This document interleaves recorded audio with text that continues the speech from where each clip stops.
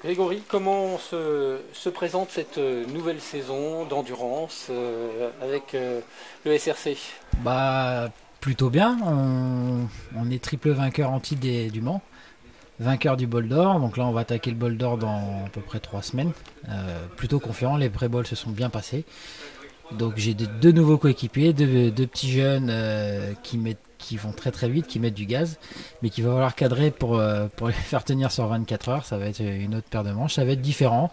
Voilà, on perd Julien Dacosta qui est parti à la concurrence, mais bon, je pense qu'on l'a remplacé par Loris Baz et Guardoni qui vont être très performants et je pense qu'il faudra compter sur nous pour gagner le bol d'or. Concernant le championnat, bah, on fait pas tout le championnat, on fait que le Mans et le bol comme depuis 3 ans, ce qui est dommage, mais bon après c'est une décision politique de Kawasaki, c'est pas nous les pilotes qui décidons.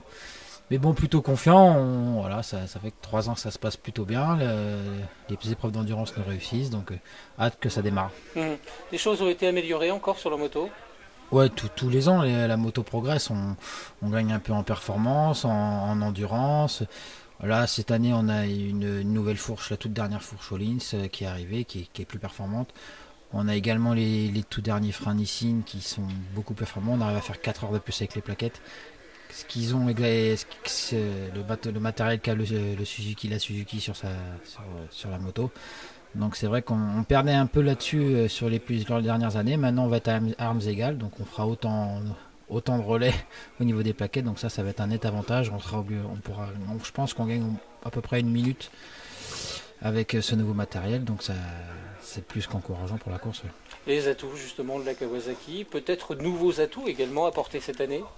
Bah, les atouts, je pense que tous les pilotes qui roulent dessus la connaissent. Fiabilité et puissance. C'est vrai que c'est une des machines la plus puissante du plateau. Elle fait partie avec la BMW des nouvelles machines, des nouvelles hypersports avec beaucoup d'électronique embarquée dessus qui sont un confort sur des courses de 24 heures, qui permettent de rattraper les petites erreurs qu'on peut commettre avec la fatigue et tout. Voilà, c'est vraiment une machine très très performante, très puissante et très facile, légère, parce que la moto est très légère. Donc c'est vrai que c'est plus facile et moins fatigant sur une course de 24 heures. Après, défaut, depuis 3 ans, j'ai pas vu un défaut parce qu'elle a presque tout gagné. Et on n'a jamais eu de soucis, quoi. Jamais eu de soucis sur la machine. Donc pour le moment, on n'a pas trouvé de défaut. Si l'on avait rentré dans le détail de l'aide électronique, quelques éléments qui sont justement primordiaux pour éviter la fatigue, éviter les erreurs, corriger les erreurs. Bah voilà, comme beaucoup le savent, c'est le traction control qui apporte un vrai plus. C'est le traction control qui fait aussi office d'anti-wheeling.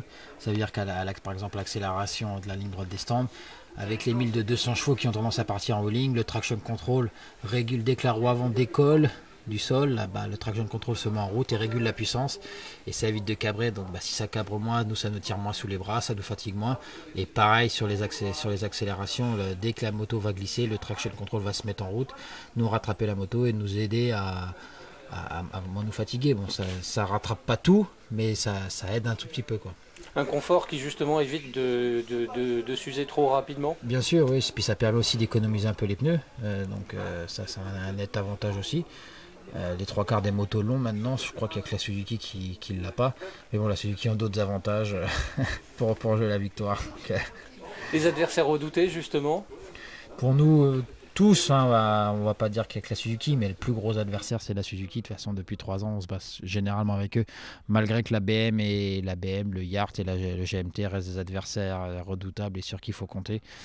Voilà, pour nous, c'est de toute façon la femme. Même malgré que je dis ça tous les ans, ça fait 3 ans qu'on gagne le Mans, mais le principal favori, c'est toujours la Suzuki, surtout ici, au Mans. Donc, on a réussi à les battre 3 fois de suite, mais bon, faudra se méfier d'eux. Et j'avais lu une interview de Dominique qui disait cette année, on a les pilotes pour battre la Kawasaki. Et donc, il a débauché Julien Dacosta. Je le connais, je sais qu'il met du gaz. Vincent Philippe, voilà, on ne le présente plus, hein, c'est Monsieur Endurance.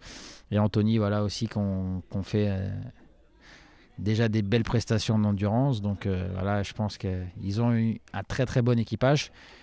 Mais nous, on a une très très bonne machine. Et puis, je pense que ça risque d'être une belle course. Encore plus dure que les autres années parce que plus ça va, plus les courses sont dures.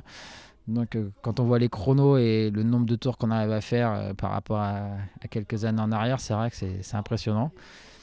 Mais bon, voilà, ça risque d'être une belle course. Mais il faudra compter bien sûr sur les YAM et sur la BMW.